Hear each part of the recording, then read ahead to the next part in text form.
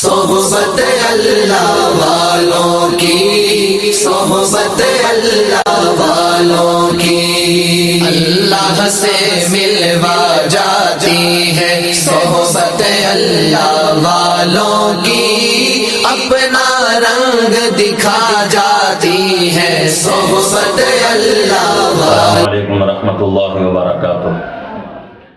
الحمدللہ وکفی وسلام علی عبادہ الذین اصطفی، اما بعد۔ محترم ناظرین، پردہ نشین خواتین،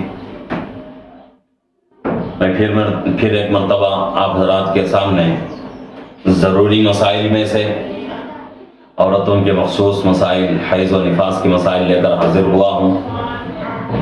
جیسا کہ اسی ٹاپک کے اوپر ہمارے مسائل چل رہے ہیں، گزشتہ ویڈیوز بھی ہماری ان مسائل کے اوپر گزر چکی ہیں۔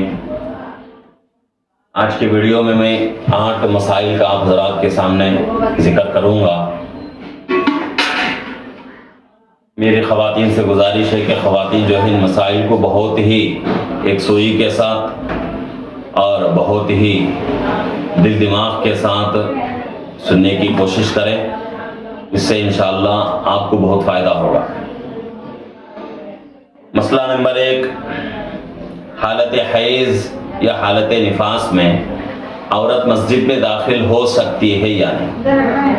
یعنی حیض کی حالت میں یا نفاس کی حالت میں ہوتے ہوئے عین مسجد میں داخل ہو سکتی ہے یا نہیں؟ اس کے بارے میں شریعت یہی جواب دیتی ہے کہ عین مسجد میں داخل ہونا تو جائز نہیں، لیکن مسجد کا جو باہری حصہ ہوتا ہے، جہاں کمرے بنے ہوئے رہتے ہیں یا گارڈن بنا ہوا رہتا ہے، یا جو ہے پارکنگ کے لیے جہاں کچھ جگہ دی جاتی ہے، وہاں داخل ہونے میں کوئی حرج نہیں۔ عین مسجد میں داخل ہونا بالکل منع ہے۔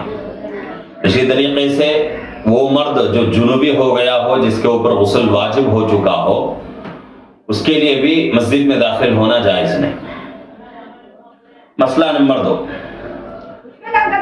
حیض کی حالت میں یا نفاس کی حالت میں دینی مجلس میں عورت شریک ہو سکتی ہے یا نہیں؟ یعنی کہ حالت حیض میں یا حالت نفاس میں ہوتے ہوئے کہیں جو ہے مذکورات میں بیان ہو رہا ہے، تعلیم ہو رہی ہے، یا کوئی جو ہے دینی مجلس چل رہی ہے، عورت اس مجلس میں شریک ہو سکتی ہے یا نہیں؟ تو اس کا جواب یہ ہے کہ بھئی عورت جو ہے دینی مجلس میں شریک ہو سکتی ہے۔ دینی مجلس میں شریک ہونے کے لیے حیض یا نفاس سے پاک ہونا ضروری ہے۔ حالت حیض میں رہتے ہوئے یا حالت نفاس میں رہتے ہوئے بھی دینی مجلس میں شریک ہو سکتی ہے۔ اسی طریقے سے مسئلہ نمبر 3، اگر کوئی عورت جو ہے حج کے لیے چلی گئی یا عمرے کے لیے گئی، تو اسی درمیان میں حیض کے ایام آ گئے، حیض کے دن آ گئے، تو کیا حیض کی حالت میں رہتے ہوئے عورت بیت اللہ کا طواف کر سکتی ہے، خانہ کعبے کا طواف کر سکتی ہے یا نہیں؟ تو شریعت کہتی ہے کہ بھئی حالت حیض میں بیت اللہ کا طواف کرنا بالکل جائز نہیں، حرام۔ اگر کوئی عورت حالت حیض میں رہتے ہوئے مجبوری میں طواف زیارت کر لے، تو کیا اس طواف کا اعتبار ہوگا یا نہیں؟ شریعت کہتی ہے کہ ہاں، اس طواف کا اعتبار تو ہو جائے گا، لیکن عورت کو 2 چیزیں کرنی پڑتی ہیں۔ ایک اونٹ جو ہے اس کے کفارے میں قربانی دینی ہوگی، ذبح کرنا پڑے گا، اور ایک اللہ سے پکی سچی توبہ کرنا ہے۔ سخت گنہگار ہوگی عورت، تو اس لیے اس گناہ کا کفارہ اور اس جو ہے غلطی کا کفارہ یہ ہے کہ یہ اونٹ جو ہے قربان کریں اور اس کے ساتھ ساتھ اللہ سے پکی سچی توبہ کر لیں۔ اسی طریقے سے مسئلہ نمبر 4، حالت حیض میں عورت جو ہے گھر کے کام کر سکتی ہے یا نہیں؟ جیسا کہ کھانا پکانا، سبزی کاٹنا، سالن پکانا، آٹا گوندنا، اور گھر کی صفائی کرنا، جھاڑو وغیرہ لگانا، کپڑے دھونا، اور بچوں کو نہلانا دھلانا، یہ تمام کام کر سکتی ہے یا نہیں؟ اور اسی طریقے سے وہ جائے نماز جس کے اوپر نماز پڑھی جاتی ہے، اس جائے نماز کو دھو سکتی ہے یا نہیں، اس مصلے کو دھو سکتی ہے یا نہیں۔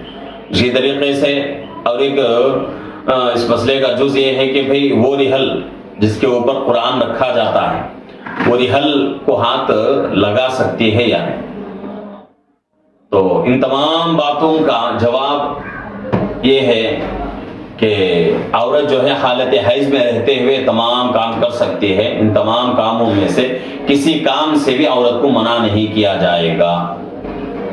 اور رحل کے بارے میں جو بات آئی ہے، جس کے اوپر قرآن رکھا جاتا ہے، اگر اس رحل کے اوپر قرآنی آیت لکھی ہوئی ہو تو جہاں قرآنی آیت لکھی ہوئی ہے اس جگہ ہاتھ نہ لگائے۔ جیسا کہ اس سے پہلے ویڈیو میں گزر چکا تھا کہ قرآن پاک کا وہ تخمہ جس کے اوپر جو ہے قرآن پاک کی آیت لکھی ہوئی ہو، اور وہ کٹورا اور وہ تشتری جس میں جو ہے قرآن پاک کی آیتیں لکھی ہوئی ہوں، کیا عورت جو ہے ان چیزوں کو حالت حیض میں ہاتھ لگا سکتی ہے یا نہیں؟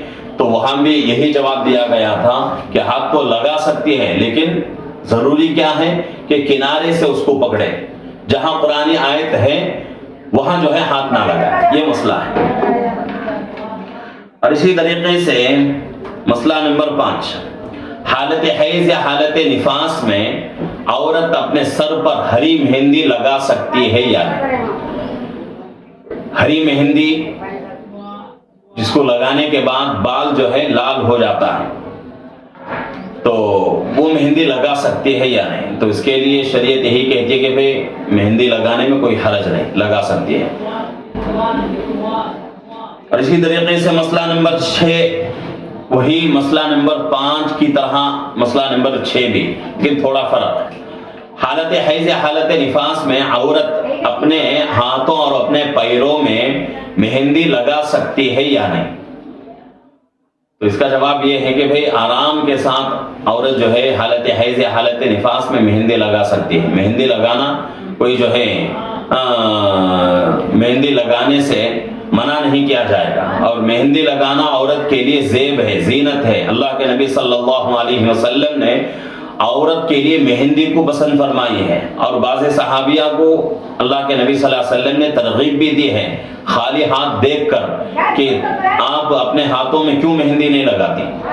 تو مہندی جو ہے عورت کے لیے زیب و زینت کا ایک ذریعہ ہے، تو چاہے حالت حیض میں ہو یا حالت نفاس میں یا پاکی کی حالت میں، ہر حال میں جب بھی چاہے عورت اپنے ہاتھ میں مہندی لگا سکتی ہے، اور اسی طریقے سے اپنے پیروں میں بھی مہندی لگا سکتی ہے۔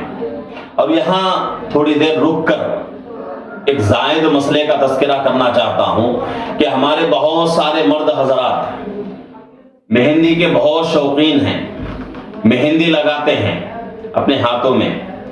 تو یہ مہندی لگانا عورت کے لیے زینت ہے، مرد کے لیے مہندی لگانا اچھی بات نہیں، مناسب نہیں ہے۔ اگر کوئی مرد مہندی لگاتا ہے اپنے ہاتھوں میں تو مطلب یہ ہے کہ اپنے آپ کو جو ہے عورتوں کی طرح بنا کر لوگوں کے سامنے دکھا رہا ہے، تو یہ جو ہے اچھی بات نہیں، بالکل منع کر دیا گیا ہے مردوں کے لیے۔ تو مرد حضرات جو ہیں اپنے ہاتھوں میں مہندی لگانے سے بچیں، اور پیروں میں بھی مہندی لگانا منع کر دیا گیا ہے۔ ہاں، اگر کسی کو جو ہے بہت زیادہ گرمی ہو چکی ہے، گرمی کی وجہ سے اگر کوئی مرد جو ہے اپنے پیر کے تلوے میں، یعنی یہ پیر ہے، اس کے نیچے کا جو حصہ ہوتا ہے اس کو جو ہے تلوا کہتے ہیں، اس میں جو ہے گرمی کی وجہ سے مہندی لگا سکتا ہے، ہاتھوں میں نہیں، پیروں کے اوپر کے حصے میں بھی نہیں، پیروں کے نیچے تلوے میں گرمی جو ہے کم کرنے کے لیے مہندی کا استعمال جائز قرار دیا گیا ہے مرد کے لیے۔ ہاتھوں میں مہندی لگانا بالکل مرد کے لیے مناسب نہیں، عورتوں کے لیے زیب ہے، عورتوں کے لیے زینت کا ذریعہ ہے۔ اسی طریقے سے مسئلہ نمبر 7، ناپاکی کی حالت میں ناخن کاٹنا کیسا ہے، چاہے وہ حیض کی حالت میں ہو چاہے نفاس کی حالت میں۔ اسی طریقے سے مرد جنبی ہو گیا ہو، ایسی حالت میں ناخن کاٹ سکتے ہیں یا نہیں؟ تو اس کا جواب یہ دیا گیا ہے کہ بھئی ناپاکی کی حالت میں اپنے بدن کا کوئی حصہ الگ نہ ہو، اس کا بہت خیال رکھنے کی ضرورت ہے۔ ناپاکی کے حالت میں جو حصہ اپنے بدن سے الگ ہو جاتا ہے وہ جو ہے وہ حصہ جو ہے جو ناپاکی کے حالت میں اپنے بدن سے الگ ہو رہا ہے وہ حصہ جو ہے بدن کے دوسرے حصے سے کمتر ہو جاتا ہے اور اس کی فضیلت جو ہے گھٹ جاتی ہے. تو اس لیے اس بات کا خاص خیال رکھیں کہ ناپاکی کے حالت میں ناخن نہ کاٹیں. اس سے پہلے جو ہے کاٹنے کا جو ہے اہتمام کریں. عورت خصوصاً خواتین جو ہیں اس بات کا بہت دھیان دیں. مرد کے لیے ناپاکی بہت زیادہ دیر تک نہیں رہتی. ناپاک ہو گیا تو مرد جو ہے فوراً جا کر پانی نہا لیا, غسل کر لیا تو پاک ہو جائے گا, اس کے لیے کوئی مسئلہ نہیں.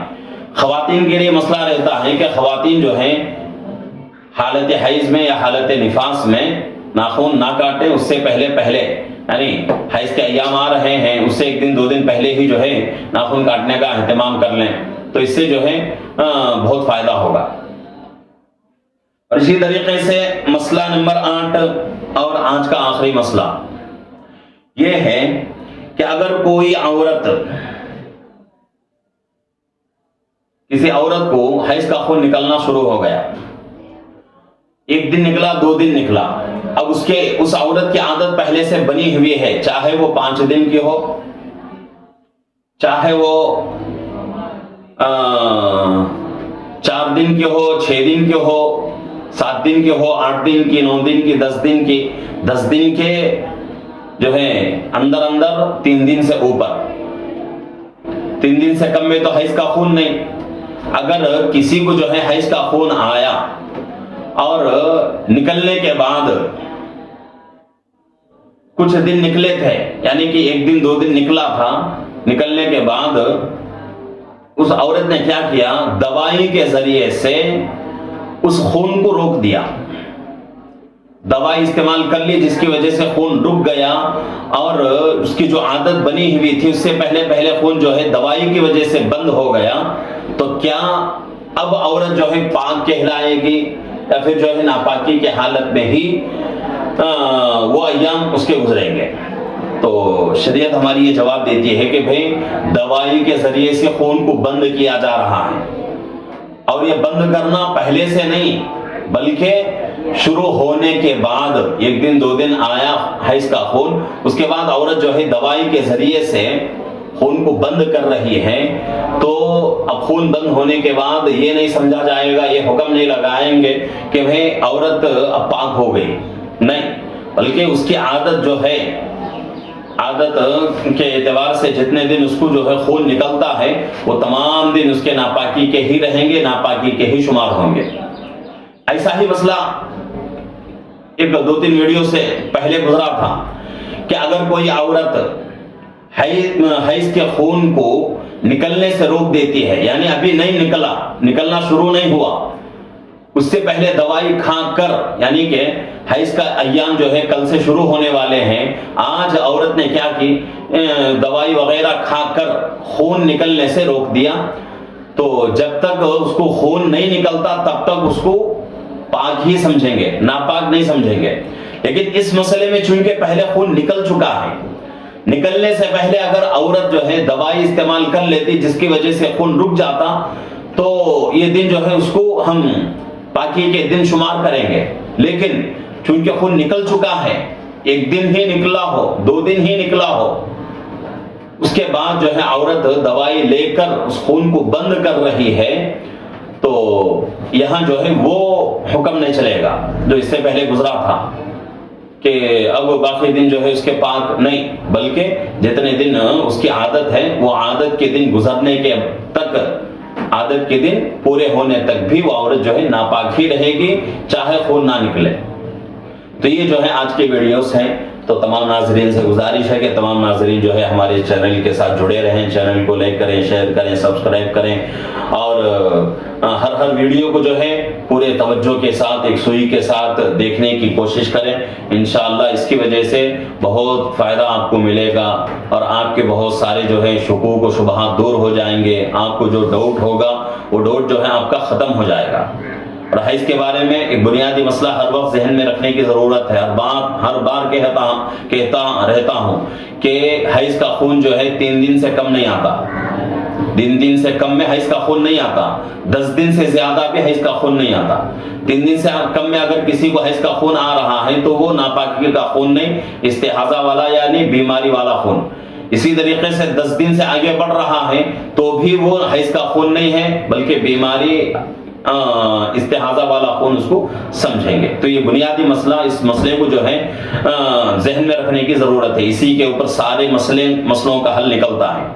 तो ये जो है आज की वीडियोस हैं जो मैंने आप हज़रात के सामने रखे हैं। तो ये हमारे चैनल के साथ जो है जुड़े रहें, लाइक करें, शेयर करें, सब्सक्राइब करें। अब जितना हो सके आगे लोगों तक जो है शेयर करते जाएं ताकि आपका जितना फ़ायदा हो रहा है उतना ही फ़ायदा उनका भी हो। और खुसूसन मस्तूरात से, ख़वातीन से मेरी गुजारिश है कि ख़वातीन जो है इन मसाइल को बहुत ही एहतमाम के साथ देखने की कोशिश करें। अल्लाह रब्बुल इज़्ज़त से दुआ है कि अल्लाह रब्बुल इज़्ज़त हम तमाम को सही तरीके से ज़िंदगी गुजारने की और मसाइल को जानने की, और जो मसाइल हम तक पहुँच रहे हैं, मालूम हो रहे हैं हमको, उन मसाइल के ऊपर अमल करने की अल्लाह हम सबको तौफीक अता फरमाए। आमीन। व आखिरु दअवाना अनिल हम्दुलिल्लाहि रब्बिल आलमीन। अस्सलामु अलैकुम व रहमतुल्लाहि व बरकातुहू।